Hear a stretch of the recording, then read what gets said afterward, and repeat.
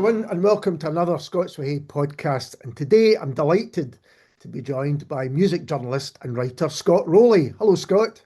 How you doing? You all I'm right? really well, thanks. And we're here to talk about your book, Stay Alive, The Life and Death of Stuart Adamson.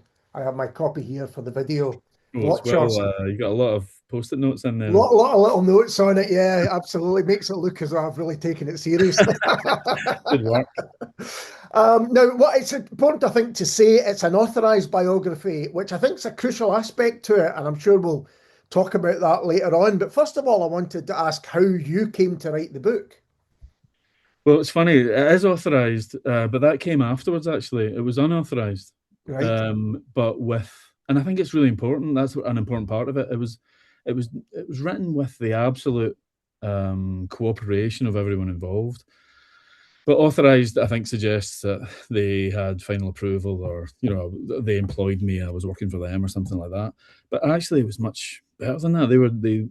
The family and the band went into this completely courageously, I suppose. They trusted me, and so the deal we struck was I'd let the family see the book for fact checking purposes only, really. So and that's exactly what happened up until New Modern got involved. So it was originally commissioned by Omnibus. Long story that things changed at Omnibus. Right. So when New Modern picked it up, Omnibus really wanted it to be unauthorized. That was their whole shtick. That they in their eyes, authorized suggested kind of sanitized, I suppose. Okay. Whereas New Modern, probably correctly, thought authorized sounds better. It sounds more authoritative, and it will carry a different kind of weight. So after it was written, that's when we went to the family and said, how do you feel about it being an authorized book? So that's not you answering your question at all.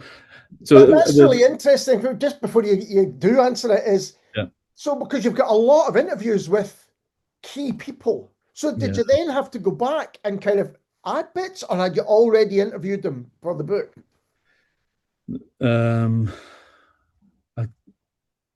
I'd already interviewed them. So the only difference was, and I think we only decided on the authorized, that it would be authorized after the book was finished and they'd read it. I might have my order of events slightly wrong, but that's there's the way a tacit authorization there if they've agreed to talk to it you. was just, so I will answer your question now, and that will maybe explain it. So the reason I came to write it was through Ian Grant. Ian was the manager of Big Country throughout all the years Stuart was alive, and for a period afterwards as well. And he also managed the end of the Skids. Ian reached out to me at some point, and I think I worked it out in 2022, and said, "Do you know anyone who'd be interested in writing the Big Country book?" And I glibly sort of just said, "Yeah, me," and fired that off. And then I went, "Oh, Jesus, yeah, I really would actually. That would be." And so I immediately got back to him with here's how I would do it. I would love to do it, and here's how I would do it. And it snowballed from there. But that the reason Ian wrote to me, I suppose, was I'd been in touch with him since 2001. When the year Stuart killed himself. So I was then editor of Total Guitar magazine, which at the time was Britain's biggest guitar mag. And I was a young editor and full of hell, and thought that certain things needed readdressing, I suppose. And I felt like Stuart had been kind of forgotten. And the Raphael's album had come out that year, and I wasn't a fan. Mm-hmm. And I thought maybe I'll do an interview with him, and maybe I'll ask him if he wants to be involved in the mag, because at that point we did have what we call guest columns. We would have famous guitar players sort of show you how to play like them and give you tips and stuff. And I thought maybe he'd like that. His wife Sandra told me later he probably would have loved that. That is the kind of thing he would have been interested in. So I got Ian's number or email off the Raphael's album, or he just replied to me directly, I can't remember, and gave me Stuart's number. We set up an interview. Stuart never answered. Phoned another time, he never answered again. And so it was kind of left at that. Not long after that, Stuart went missing and died. And I literally wrote his obituary for Total Guitar. later, then I stayed in touch with Ian because later I was on Classic Rock magazine, and I still thought Big Country would be a good story. So I went back and forth with them saying, is that a good time to write about Stuart and Big Country? And we had a writer called Carol Clark, who you might Yes. know. She was a real Big Country supporter, and she wrote about them for Melody Maker, I think. And so the idea was Carol would write the feature. Carol died of cancer, actually. I'm not entirely sure when, but before the band reformed with Mike Peters. Mm-hmm. And so I kept in touch with Ian, and he came to me then and said, "Okay, now's the time. Now they'll talk." So as far as I know, that's the first time they spoke about Stuart dying Yeah. ever. So that was for an article in Classic Rock, and so I'd kept in touch with Ian after that. I got on with Ian. Ian is a really interesting guy. Unfortunately, he's got Parkinson's at the moment, but he was a 60s. It's all in the book. It's one of my favourite chapters in the book. Is the chapter about Ian. He was a 60s radical troublemaker, set up free festivals. Ended up kind of breaking into the music business just by virtue of being on the front foot, let's say, like a chancer, always looking for a deal. And he got involved in the 70s music business and moved to London, got involved in the pub rock scene, which obviously became the sort of punk scene after that. Yeah. And he was there at ground zero, really booking the Sex Pistols and so on. So he is a great guy, and I kept in touch with him. He came to the Classic Rock Awards at the time it was years in the making, I suppose. Yeah. That's the truth. Well, I mean, I think that idea that New Modern had, that giving it the authorised gives it something else, I think it really does, because as you say, this is the first time there'll be people who know a little bit of the story, there'll be people who think they know a lot about the story, but actually to get it from the horse's mouths, so to speak, is really quite important. And there's a quote in the back from Bruce Watson, the Big Country guitarist, obviously. 98% accurate. Now that's a hell of a thing when they were not signing it off, when it was already written. That's Yeah. quite a feather in your cap, I would say, Scott. Somebody said to me, "What happened to the other 2%? Why did they not give you that as well?" But I Well, think that just shows you there is stuff in there. there's yeah, and the stuff that he wasn't a part of, so you can't be sure if it's true or not. And then I think there probably is a couple of bits he's got hesitation about. But yeah, no, they gave themselves to me. Bruce is in particular. I do especially thank them in the book, but Sandra Adamson, Stuart's first wife, and Bruce are two of the real backbones of the book, I suppose. Bruce really. I did countless interviews with Bruce. Because we'd sit and do hours, but then he would be on the road or something, and we'd catch up and just pick up from where we were on the timeline. And yeah, without them, Tony was amazing. I mean, Mark was really good. I don't know if you do know. There's like and you don't want to know. There's Big Country Facebook groups, and the fans are super passionate. And there's a kind of Mark camp and a Bruce camp and whatever. And so there's some people who are like, there's not enough Mark in the book. I did try with Mark, but it was at a time when, and I did interview him probably 3 or 4 times. But Mark's quite an interesting character, and he doesn't necessarily have loads of insights. He would say himself he's not really sure about what the lyrics mean because he never listened to them. He's a stereotypical drummer. He's there for the drums and loves drumming, and so he was just about him and Bruce. I think were falling out at the time I was doing a lot of the interviews, so yeah, it just never worked. But he's great, and if he's not in the book enough, it's purely because someone else says what he said better or with more insight, But yeah, they were all great. And Richard Jobson, really key for the Skid stuff, and a guy called Clive, who was their sort of tour manager and roadie. Clive Ford was amazing. He was one of the first people I interviewed. It's really interesting taking the book as a whole, because you said earlier on, a conversation with Ian, is it time for the Big Country book? But this is so much more than the Big Country book. This really is the Stuart Adamson story. You look at his childhood and certain things that maybe occurred there that would influence the rest of his life. You look at Skids, again, a band not really written about that much, but incredible.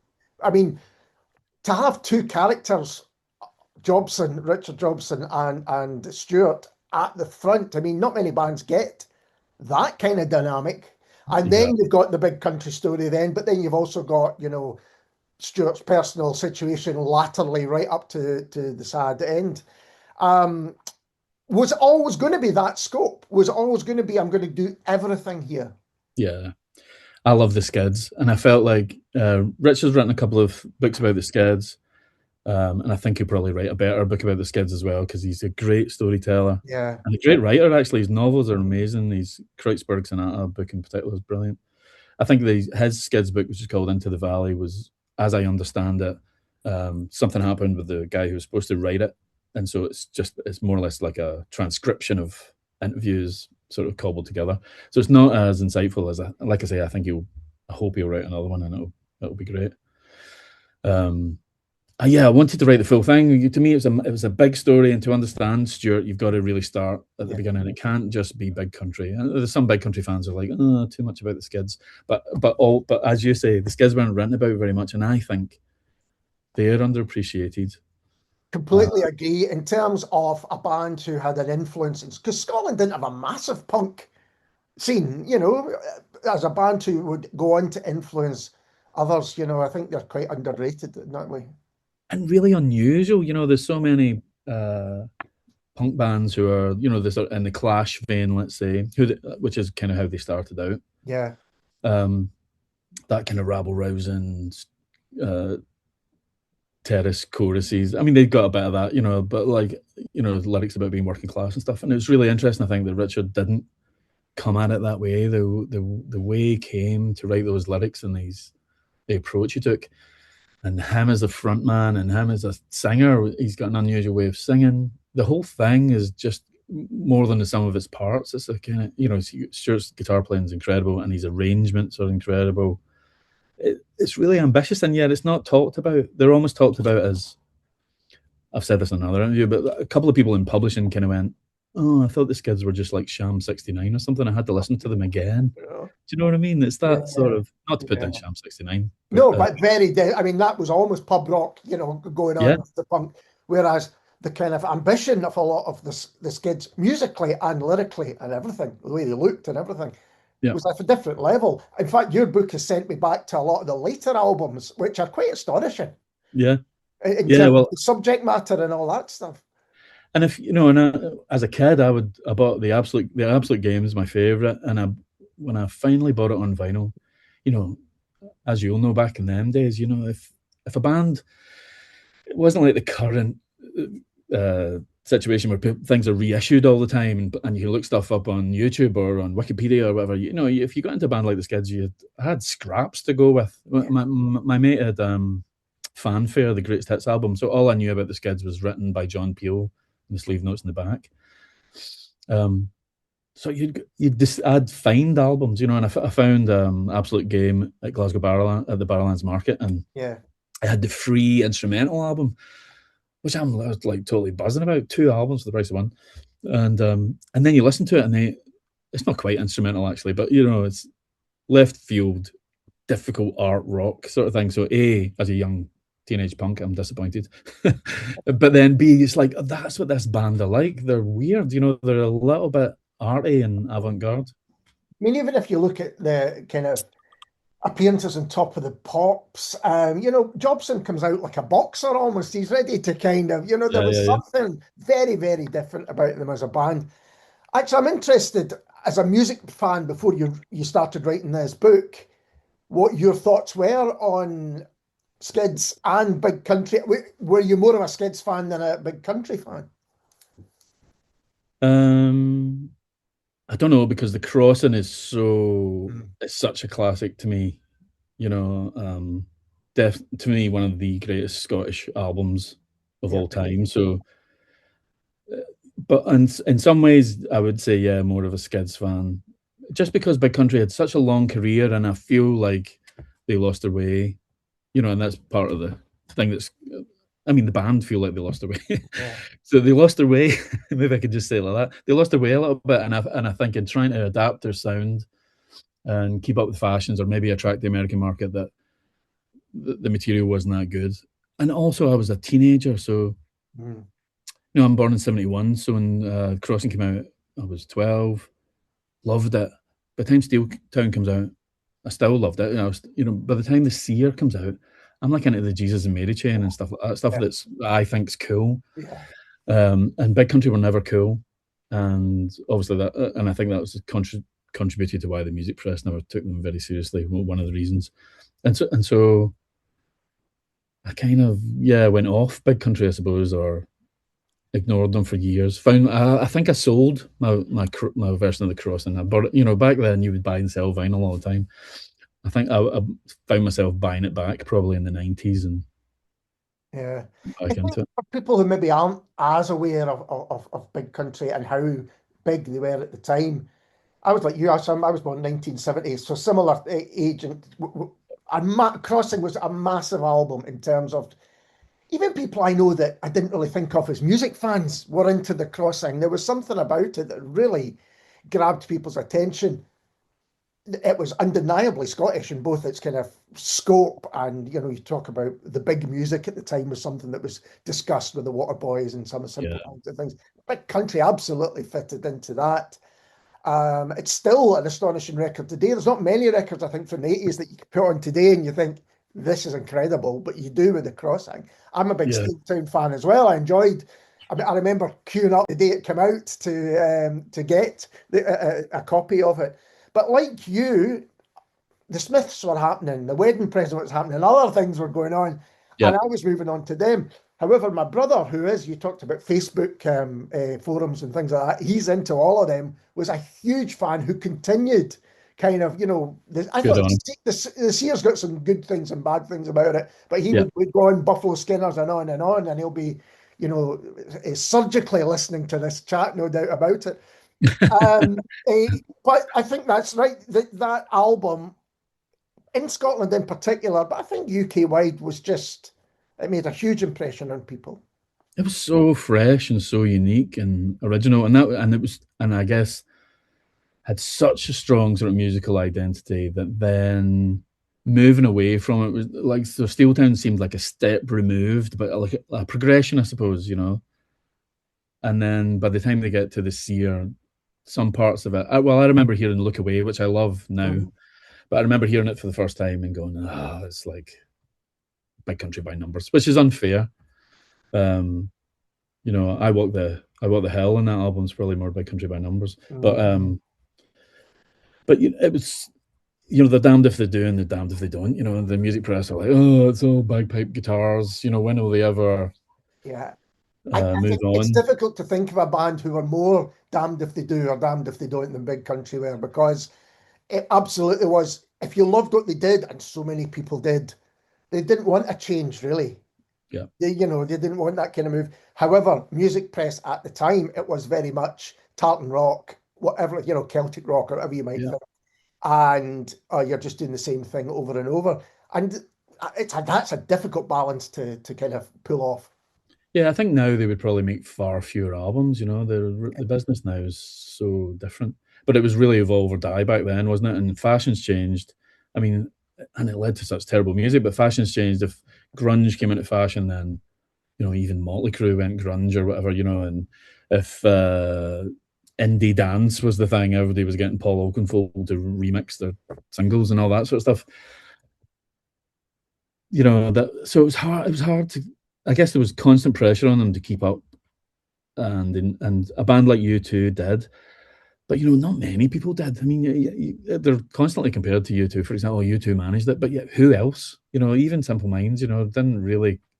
Uh, After Live Aid, they're their biggest album, and then it's a bit of a slide, because it starts to feel like their best is behind them. And again, critically kind of panned. Yeah, Simple Minds are an interesting comparison. The early albums absolutely fated, perhaps didn't sell as much as they like. Then they went on to and sell brilliant. huge amounts, but critically, not perhaps as well received. But the music press hated success. I mean, they can't even really talk about the music press. But I know, and I work in music Yeah. publishing now, but um, the influence they had was huge. Um, Sorry, I've totally lost my way there. I forgot what I was going to say, but yeah, the They Simple did Minds like comparison, Success, and I think Big Country did have that big they initial. had that big success, and then you're just there to be kicked afterwards. And all the things that Big Country kind of stood for, that sort of passionate sincerity, Oh, organic, blah blah blah. That's the kind of thing that the music press hated. they weren't popular. Those things were They not wanted popular. irony and Yeah. archness, and I can remember talking to a friend of mine who was a massive U2 fan, and when U2 kind of went Acting Baby and Ironic and Lemons and all that stuff, they just were like lost. Like, no, we want, sincerity. We want the big anthems. We want Under a Blood Red Sky, all of those things. And we're yeah, really kind of lost. We want to be told, what we should be kind of fighting for instead of East German Trabant cars spinning around and all that kind of stuff. And I think what comes through in the book about Stuart Adamson is all the things you've mentioned: passion, sincerity. The comparison between The Crossing and Steeltown's interesting in itself. You've got this expansive kind of look outwards, and then with Steeltown, you're looking almost at it's. I mean, these are big subjects. He's looking at kind of state of the nation addresses almost. yeah, totally. Yeah, it's like, I guess thematically, Stuart Cosgrove puts it a nice way in the book, and I'm going to struggle to remember exactly what he says, but like the crossing's all about the kind of history of Scotland, or feels like it is at the very least. It feels universal. It feels old, but then he is talking about new towns and stuff, so it connects to modern Scotland. Steeltown feels like it's really about 20th century Scotland and Britain, I guess. And the seer, I think Stuart Cosgrove says the seer is like more like the story of the countryside or ancient Scotland or something. I've forgotten how he's put it, but it's quite a nice idea that that's what they were touching on. I personally think that Stuart had possibly suicidal thoughts from a very young man, and was surprised by the success of The Crossing, and it maybe that kept him alive, and also his family. The meeting and marrying Sandra, having kids. I believe that there is a suicidal sort of tone, or there is a dark tone, at least, to The Crossing, and that it's totally possible that the success of Big Country kept him alive and surprised him, and he literally didn't know what to do next. And also, I think, look at who has as many great albums. There's a sense in which Stuart's seen as an underachiever or something, but I would say a brilliant Skids album, The Absolute Game. Amazing singles with the Skids. Yeah. And then 2 other great albums with Big Country. There's 3 albums and a whole load of hit singles. I mean, that's a good back catalogue. Unless you're talking about your Bob Dylans and stuff, who else has that sort of success rate? So he did all right. And again, what comes across when you have interviewed all the people you have who were kind of mentioned is a lack of bitterness or kind of any negative's the wrong word. I don't want, but there's a warmth that comes through nearly everyone who you interview, and also contemporaries as well, and fans as well who you speak to. This was someone who was clearly loved. Yeah, totally. I've seen a couple of people on Facebook sort of say that have these mean-spirited about him, and I don't see that at all. Yeah. People are honest about him, but they don't. I don't think there's backstabbing or anything like that. They're there to help you understand what kind of person he was, and so the way I wrote the book, I deliberately, there is an alternative structure to the book where I talk about his dad at the end. So his dad was jailed for abusing children after Stuart's death. And I addressed that really. It happened after Stuart's death, so I could have kept it to the end, and it would have been a big reveal, like, oh, maybe this makes sense to Stuart. But I think it's important to put it early on in the book so that you start to see Stuart through those eyes. You start to think, oh, mate, he did grow up in a house with abuse in it, and whatever shape that abuse took, how did that affect him? And hopefully you're on his side. He's not the perfect bandmate. He's not a great businessman, etc., etc. But he's carrying a lot. And he's the sole creative, effectively. Bruce writes bits and bobs, but Stuart's the main man, obviously. Yeah. So what did you make of the Stuart Adamson who emerged? You know, I've written down a few things. Very much a homebird, you know, Yeah, wanted to stay in Dunfermline and did indeed stay in Dunfermline for a long time. right. Family man, without a doubt, you know, the kind of nightly phone calls to Sandra, the wanting that side of things, and someone who struggled with fame all the way through. Yeah, the fame thing's interesting.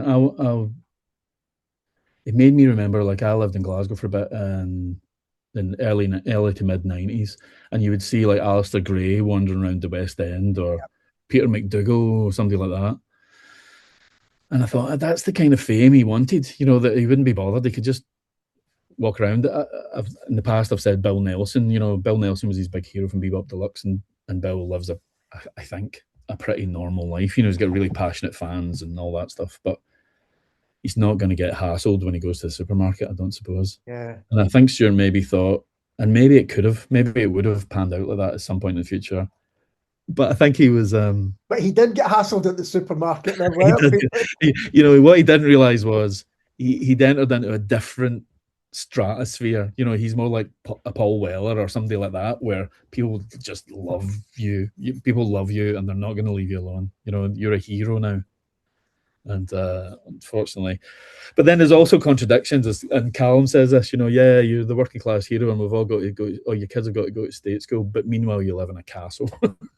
Meanwhile, you bought a castle in Dunfermline. So There's a lovely anecdote, and I hope you don't mind me telling it, because no, of course.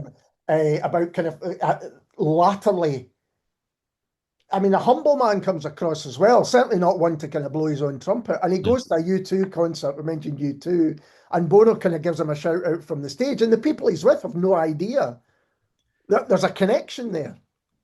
Yeah, when he went to Nashville, he kind of went undercover. I think all the people I spoke to in Nashville, Melanie included, who's his second wife, knew of Big Country. Well, they knew in a big country, which Yeah, is what most Americans seem to know only. And so they had no idea of his level of fame, really, or his background. You know, he was a a guy who'd had a hit in their eyes, and so yeah, he was modest about it. I think. Uh, I mean, his charisma shows through. I think, in his skill when they start playing with him in Nashville, they're like, "Holy shit, this guy's something special," you know. And obviously, he's a absolute amazing performer. So he brings that when he gets on stage. Um, yeah, I think he was humble, and I think the Nashville thing could have worked out for him. I think being a songwriter like that, if he'd managed to stick it out and spend a decade there, he could have found a little niche for himself, I think, and penned some hits, and then gone back into big country when it suited him, or who knows. You know, yeah, this is the horrible thing, is there's a whole lot of what ifs, but yeah. I mean, that initial success actually, and comparisons with particularly U2, I would agree, suggests that there was pressure to be that kind of band. It's maybe interesting comparing with the Waterboys, who also had a massive album, This yeah. Is the Sea, and then they go, right, we're off to Ireland to do something completely different there, and, you know, just kind of followed their own muse, if you like. Whereas it did seem there was a pressure on Big Country to kind of get bigger and maybe break America and all of those kind of things. I think everybody saw the potential in them doing exactly that.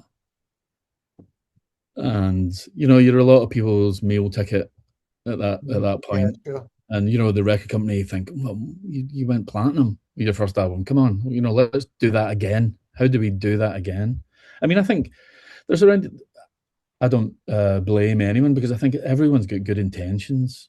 No one wants it to fuck up. Everybody wants it to be a success. Even the record company, but they just go about it the wrong way. I think to me, and I make the point in the book, when fashions change and it's the Smiths and REM and so on that are the hot guitar bands, that's time for Big Country to sit back for a minute and just reevaluate and do Big Country, but do it in a way that it feels like it's music made by some uh, guys that came out of the punk scene. Yeah. But instead, they're shipped off to America and put in with a guy who's famous for "We Built This City" by Starship.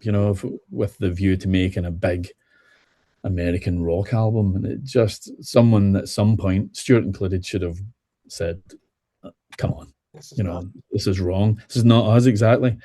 What do our fans want?" But that's easy to say. You know, like I say, everybody's doing it. Everyone doing it with the best intentions. You know.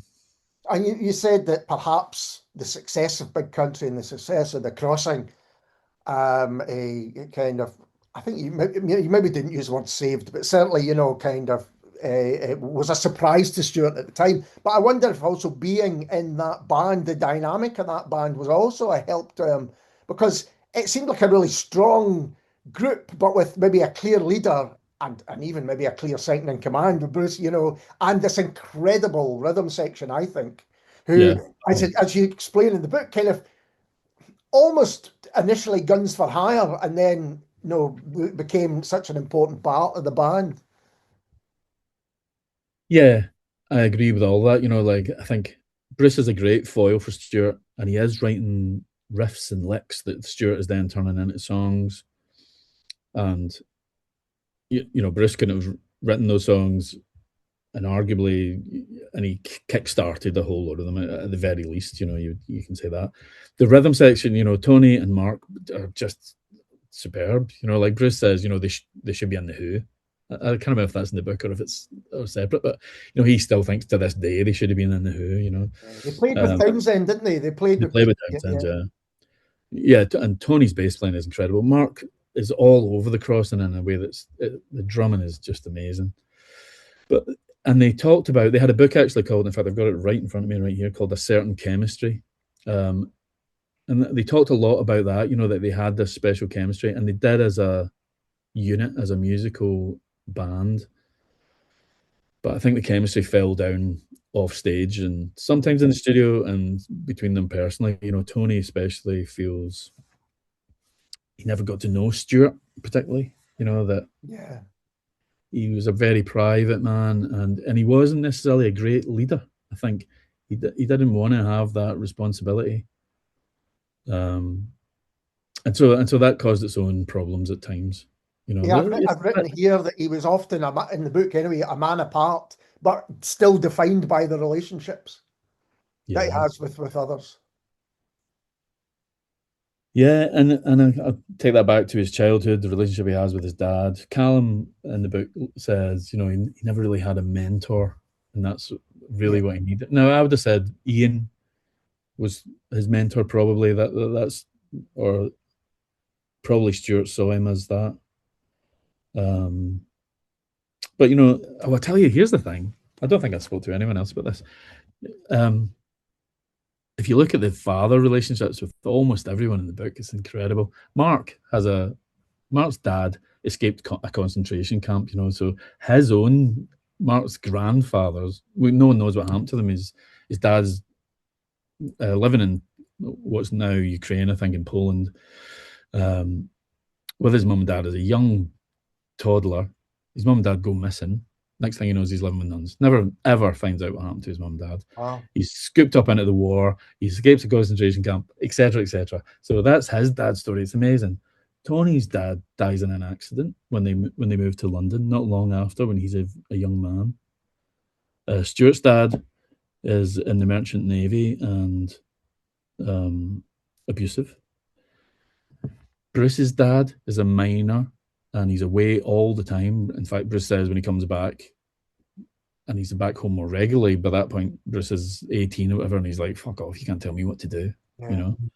So it's like Ian's dad gets his mom pregnant, ditches her at the altar or something like that, and so his mom has a baby as a teenager. He grows up thinking his mom is his sister. So they all had. So I guess what I'm saying is, you know, the idea that Ian also has a trouble background. So it's, you know, you got a whole lot of people thrown together, and they're, you know, it's fascinating.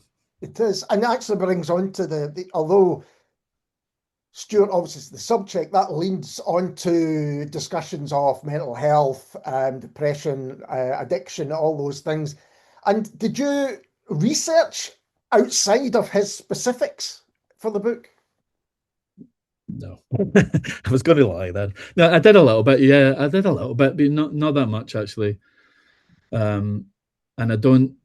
There's very little attempts at psychoanalyzing anyone or talking like that. You know, mostly the book is derived from talking to the people involved and seeing how it plays out. So I kind of present Stuart and try not to guess it as psychology or talk about it too much, I No, suppose. so I guess what comes through actually is things that people might recognize as behavior, but through a specific behaviors of him, like for instance, going missing, or not turning up, or whatever it might be, attending, IAA, and then maybe later stopping, all of those. Yeah. So it's interesting, like in Jobson's book Into the Valley, he talks a lot about Stuart going missing. And then once I started doing interviews, Clive Ford, for example, said, well, to me, he never went missing. I always knew where he was. So he was kind of secretive. So he would tell Clive, I'm going home, and maybe not tell Richard. And he would go home for a variety of reasons.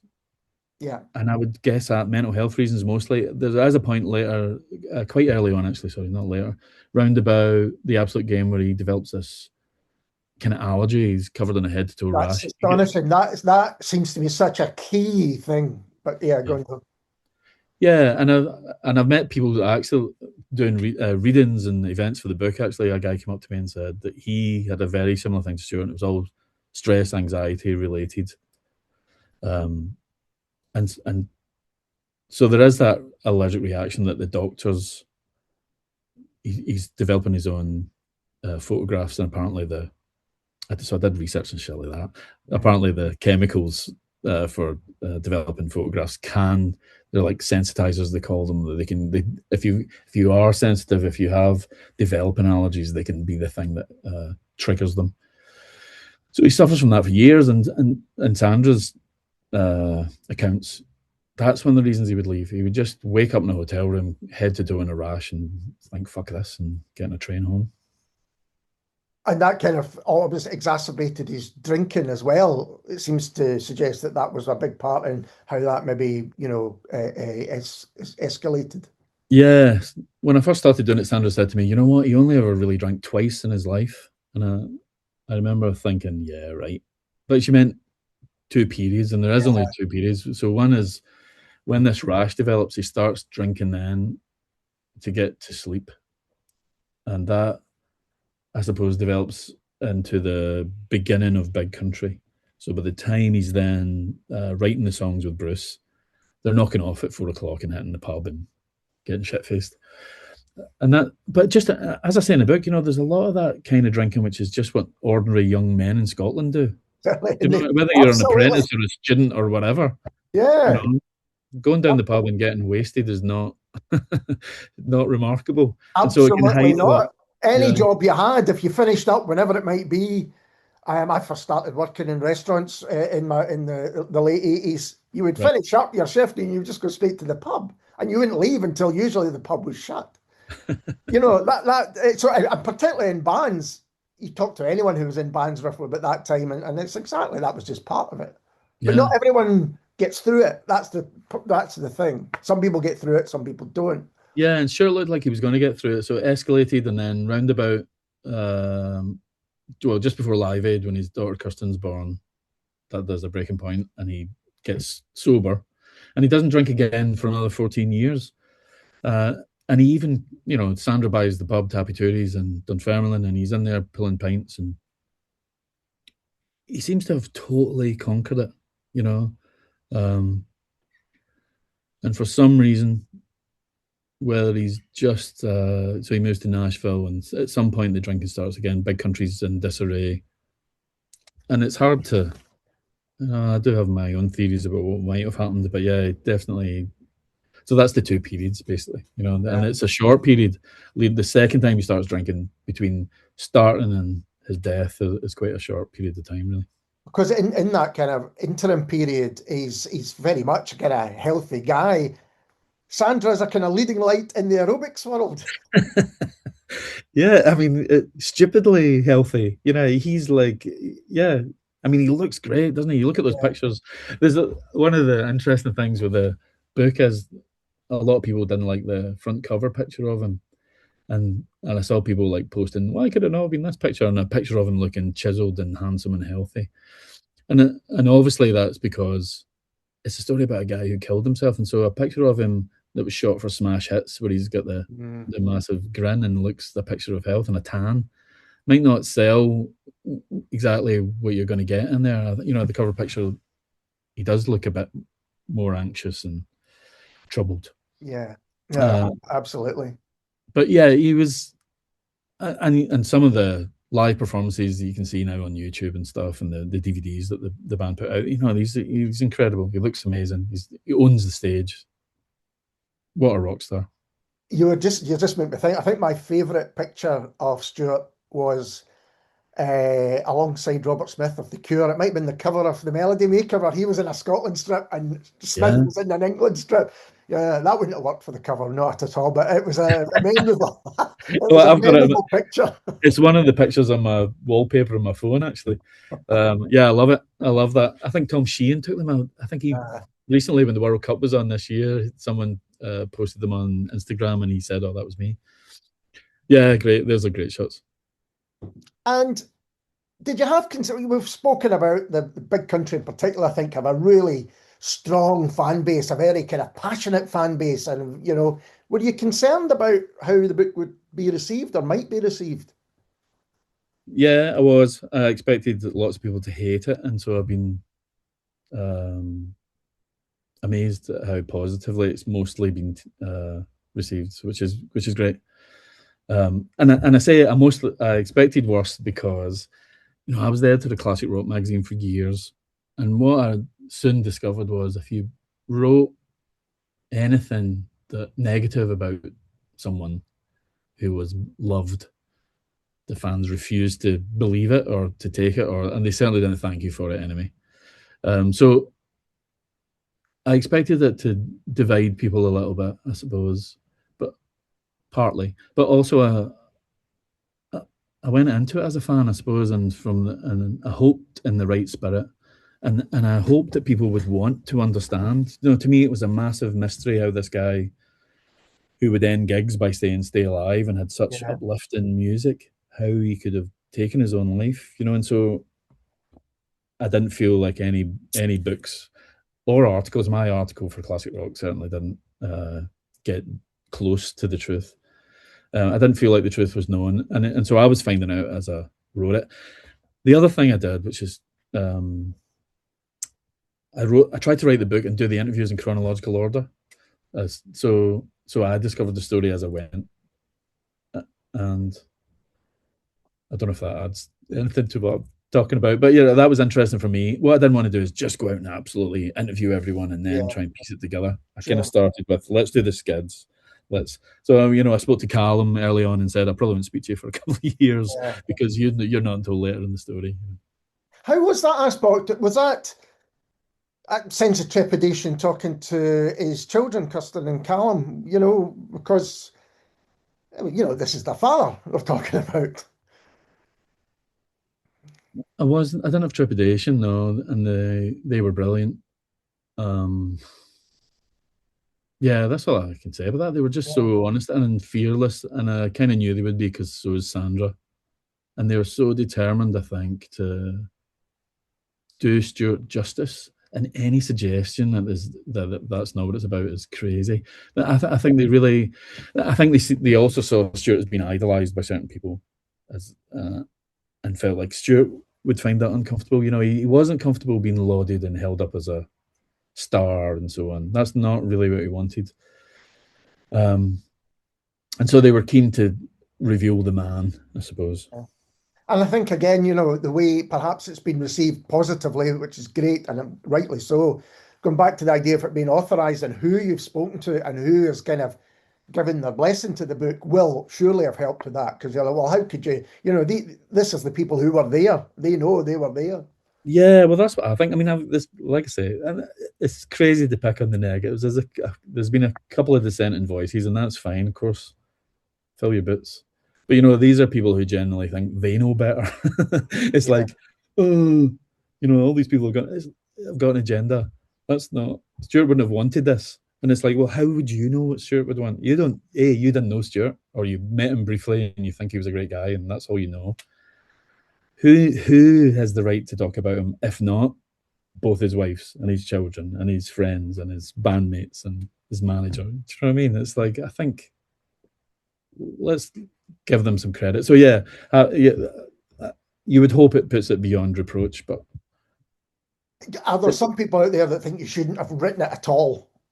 there's a guy, and I meant to reply to his blog post. I've lost it actually. Some guy wrote a blog post about, I'm a huge Big Country fan, but how much do you really want to know about your heroes?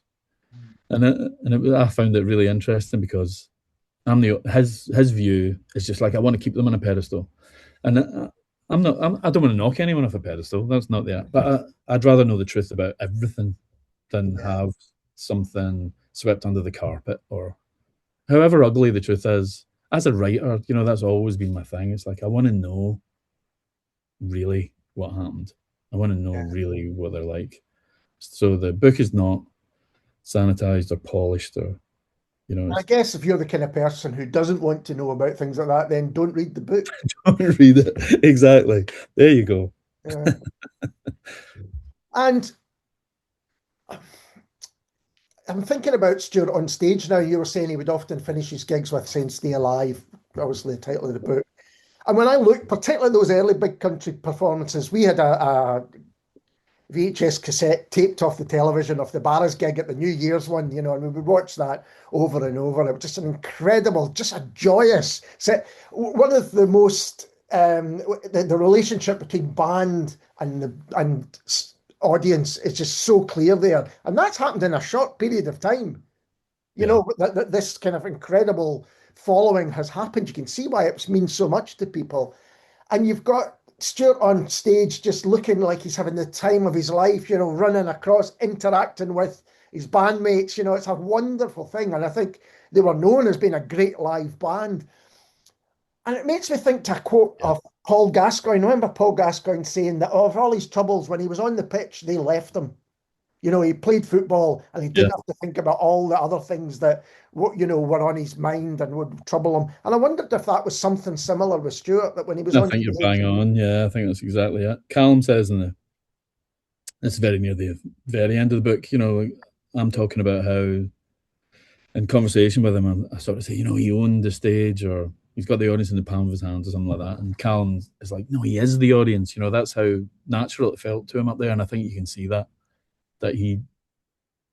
he's almost like the ringleader, but he's having as good a time as anyone, and he's helping us all have a good time, and that's, it's magic, isn't it? You see him, it's incredible what he does up there.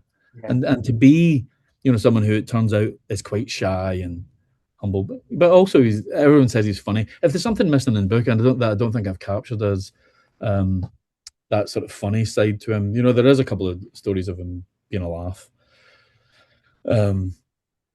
And actually, a few people for the paperback, I've got a few other stories I might include. There's one guy in particular, I'm not going to go into great detail about it. One guy in particular has come forward, and his stories about Stuart are just amazing, and it just shows what a warm and funny, friendly guy he was.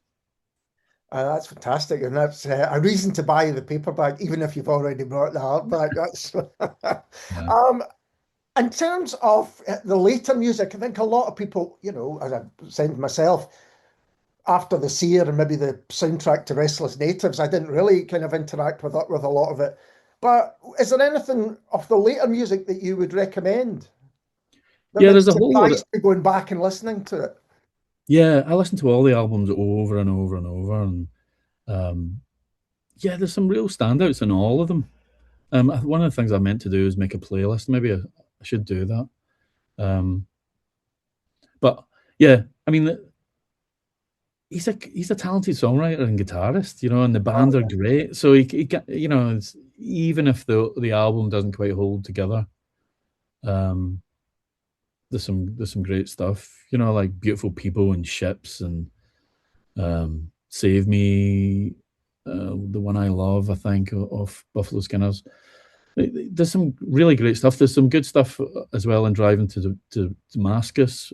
And I think what you've got there is a Big Country that's a little bit more grown up. and that could have had a second act, I suppose, a second wind. Maybe if that had been a hit single, they could have done something um, quite different from The Crossing, but but Yeah. still, Well, as you say, the time that you kind of almost try and ignore the fashions that are going on, and the late 80s, early 90s were full of changing. If you think how the music scene changed, a good way of thinking about it might be between the first Stone Roses album and the second Stone Roses album. yeah, So many different musical movements happening in that time.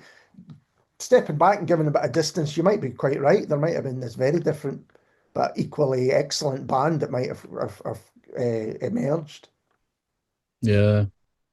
Did writing the book, did it change the way you thought of the music or Adamson himself, or was that inevitable? No, I don't think so. It made me more certain, I suppose. It made me more certain that this was a really great band, and or two great bands, and that Yeah. he was a really significant and interesting figure. Um, part of my background is, I worked in guitar magazines and then on classic rock, and so I'm really at home writing about people who aren't cool. Um, do you know what I mean? I do know what you And, mean. I and I, was thinking about when I was looking at your background, I was thinking music magazines that are still going today.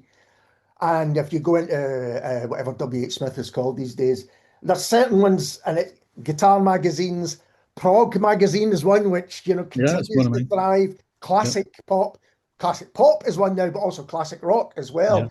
There are certain genres which people are still wanting to read and really get stuck into. Yeah, the music press were real gatekeepers before, and even the sort of grown-up music magazines are a bit like that. So in classic rock and in the guitar mags, there's that lack of snobbery. And in obviously prog, I mean, God, you couldn't have anything that's so unfashionable. But people love it, and there's Yeah. great stories, there's great music, and there's great stories there. And fuck the gatekeepers who don't think Big Country are cool. And then we had this when I finished the book and we shopped it around. Or actually, before I finished it, I had to write 3 chapters, and we shopped those around publishers. The message I think was that Big Country aren't cool enough for us in some cases. The publishing companies who are publishing books about cool indie bands turned it down, and that surprised me because I'm quite practical. I've published stuff about bands I don't particularly love, but I know that they've got strong fan bases. So at the very least, I thought, well, Big Country are absolutely loved.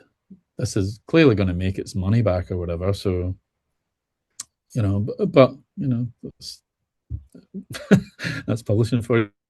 I mean, That sort of gatekeeping still exists. People guard the canon quite jealously. yeah. But I think it's interesting that in the last few years, it seems to me, music biographies are becoming increasingly popular. And it's interesting that you're on New Modern because they are an imprint of Simon and Schuster, I think. Is that right? Yeah, distributed by Simon and Yeah. Schuster for sure. Yeah, And over the last couple of months, I've read Graham Thompson's book on Talk Talk. I'm just about to get stuck into Rog Glass's book on Suede. Steve Mason's got a book out from the Beta Band's got a book out yeah, with them. I don't think Justin Curry's book was with them. So here's this publisher that really, if you love your music, you want to know more, it's a great place to kind of investigate further. yeah. Pete's done a great job. It's a pretty new imprint. And I think the first one was Justin Curry's book was the first book they Mhm. put out. So yeah, they're doing well. Yeah, I agree with you. People, there's a grown up. Reading's a dying art. Unfortunately, so is writing for that matter. But less and less people are reading. But I think to the audience that are serious about their music and are a certain age, it's one of the great joys to discover, these stories that Yeah. aren't going to be on Netflix. Unfortunately, No. they aren't going to be told um, in the mainstream. So but you can do a good job. I really wanted to do Stuart justice. I suppose that was the thing. I really wanted to do a serious book, not just some cut and paste, Mm, hurriedly I know. researched. You No can one needs tell that. absolutely it's not that. It's really an astonishing undertaking because you get to. I don't think I thought I would get to read a book about Stuart Adamson, where all the people that you've spoken to would have spoken to the person about the book. I thought, a, a bit like you suggested, Stuart was a private man, and so this story may never be kind of told in this way. And actually, to get it, I Yeah. think it'll be helpful to a lot of people outside of the music side of things. That's my feeling about it. I also think you'll get big country fans who maybe aren't aware of the Skids, who will go and listen to Skids Yeah, that'd be albums good. and records and all that kind of stuff. So just kind of it fills in a lot of the gaps of this, to many people, still unknown story. Yeah. Oh, cool. That's nice of you to say. Yeah, to me, it covers a lot of the topics I love the most. It's like a working class history. To me, it's a very working class story, very Scottish. Um, the punk and post-punk scenes are brilliant. There's a bit of politics in there, 80s politics, what's going on in the world. All that stuff is, I think, fascinating. Yeah, and I wanted it to be a big and feel big. Like, so some people have asked me, like, why did you like Ian gets a chapter and I talk about Tony and Mark's background and stuff, but that was almost like I don't want people to dismiss this as just a story about a small band from Dunfermline or something, Yeah, because it's quite epic in its own absolutely. way. Yeah, I mean, And yeah, on you go. Sorry. well, and I think, and it's a story with a couple of immigrants in it, and then in today's culture, it's like fucking hell. It just felt, there's things about that are important. Yeah, Like Tony's as British and English as, as anyone, obviously. Mark's dad fought in the Battle of Britain, for fuck's sake, where the Polish Air Force downed more Nazi planes than the British did. It's like all that stuff feels important to me, and it's not a small, a wee parochial, Kale Yardy Scottish story. It's a big epic. yeah, and I think puts it in real context about not just this man, but almost about what was happening wider in Britain at the time. There's lots of insights into that too. And the bits where they go over to kind of Russia as well are Yeah. fascinating at times. Was there anything that surprised you in the book that you went, oh, well, I really am, that's kind of blowing my socks off, that bit of knowledge? That's a good question. Well, when I found out about his dad, I felt like I'd been Yeah, punched in the stomach, really. So, and that was a horrible feeling, because I felt like maybe this would taint the book and taint Stuart. So hopefully, I managed to address it, but not let it lead or dominate the whole no, thing. What else? There was a few bits. Oh, I'll tell you, and I mentioned it in the book, I suppose. When I interviewed the band, I got a lot of conversations about, things were going well, and then Sandra would turn up and they'd have a big bust up, and then Stuart would hit the drink. And I had quite a lot of these kind of stories. And so I'd ask Sandra about it, and she would say, "Can you turn the tape recorder off?" And I'd pause my phone, and she'd tell me what really happened. And eventually, I said to her, "I think we should include some of this if you're comfortable, because currently, if I can't report any of it, it looks like you turn up and drive him to drink, And mhm, again, it's not about muckraking. It's not one of, sure, I had some affairs, and that was mostly what was behind that sort of thing. It's not muckraking. But to understand the man, to understand the pressures on him, to understand why he's drinking and what sort of person he is, you got to know that sort of stuff. Um, so that's that, and that doesn't bother me. I don't know about you.